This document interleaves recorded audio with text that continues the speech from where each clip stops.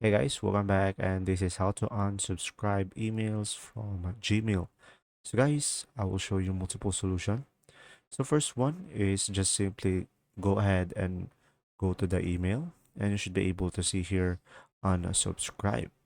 And another one is just simply select an email and should be able to see here unsubscribe as well. And after that, just simply go ahead and click on unsubscribe and you should be able to unsubscribe from it. Now, another one is just simply use the search bar at the top and search for unsubscribe. And after that, just enter.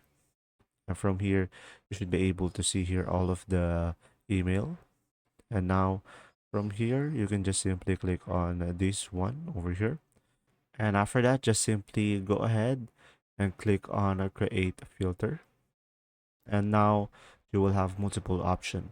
You can either delete it, so every time there is a message, it will automatically delete, or you can just simply check the skip the inbox in order for you to archive it.